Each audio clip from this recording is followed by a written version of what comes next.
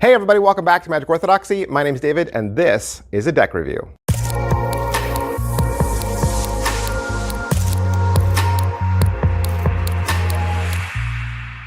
Hey everybody, welcome back to the channel. It's a brand new week. It's Monday. Yep, it's Monday, and you can tell because we're reviewing playing cards. I love playing cards. I collect decks of playing cards. I've got thousands in my collection. People always ask, how many decks of cards do you have? Show us your collection. It's too big, all right? It's too big. I can't drag it all out. I can't drag it all out because it's all in storage, in boxes. I don't display them nicely. I just have them in long trading card boxes. They're labeled, and then they're stacked floor to ceiling. Like, I don't have the strength. I don't have the strength to pull out every single deck and go, and those videos would take hours, and it would take hours to show you those. So yeah, just trust me. I've done other videos. I've done other videos in the past that have shown my deck collection at various stages. You can always go back through and look at that. But if you like playing cards, if you like Magic, you know the drill. Hit like, hit subscribe, hit the notification bell, do all the clickety-click that you know what to do. All right, today we're going to look at the abandoned luxury playing cards from Dynamo. Rick Davidson did all the art on this. You might remember Rick Davidson from Dynamo and Rowan 1567, and most famously, his Origins decks. Dynamo was born Stephen Frayne. Obviously, he wasn't born Dynamo. Stephen is a British magician. He was born in Bradford, West Yorkshire. He had a television show called Dynamo Magician Impossible, and that was on TV from 2011 to 2014. And that show allowed him to win Best Entertainment Program. He won that in 2012 and 2013. The deck is all done in a flat black, and it's adorned with sapphire blue and gold metallic ink. It says abandoned up at the top there, playing cards underneath that. Luxury limited edition. One side says, I could not rest by night or day for dreaming golden dreams. The other side has some longitude and latitude directions. You could look those up in Google if you want to find the location. On the bottom, there's some ad copy for Dynamo's website. It also says that they were designed by Rick Davidson, manufactured by Carta Mundi.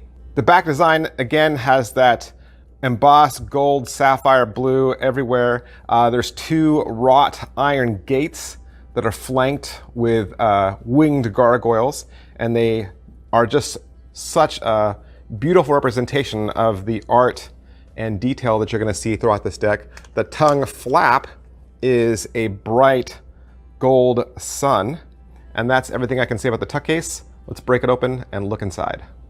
The back design is that same image that we saw on the tuck case. It's a little bit more defined on the back here because the colors are a little bit more muted. It's not as bright. You're also going to see a really thin poker border, which makes fans and spreads and flourishes really pretty. The other thing magicians might like to know is that this is a one-way back design. Now, some have asked if this was marked. It's not marked. I wish it were.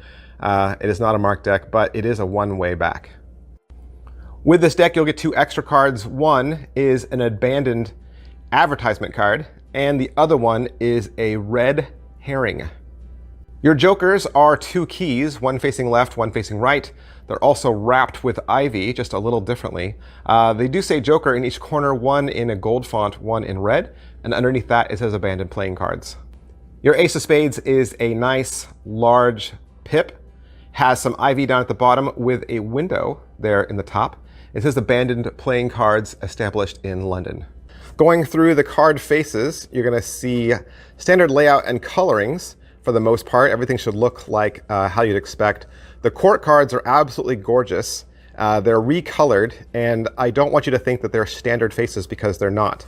This is something that Rick Davidson is really good at. Rick Davidson takes standard faces that we're normally familiar with, and he updresses them just a little bit so that they look more modern. The lines are a little cleaner and a little bit more dressier, just less clutter and more refinement. But look at those beautiful colors too that really just pop.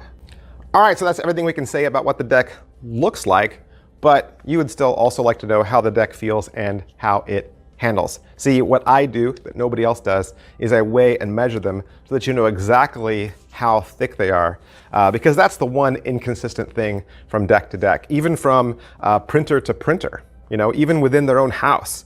Like Bicycle doesn't always print the same thickness, Cardamundi doesn't always print the same thickness, so before you buy, you want to know, are these thick or are these thin?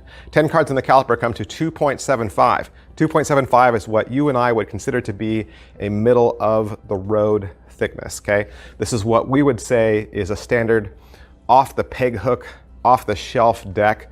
It's going to have a nice medium feel to it. And they are printed from Cardamundi with their slim line B9 stock. Also, I will say that I purchased these with my own money from penguinmagic.com. There's a second version out there. If you go down to Penguin Magic, there's a second deck out there. There's a $38 deluxe version. $38 deluxe version. One of the reasons is because it has a foil seal that's numbered, and there were only 1,000 of these printed.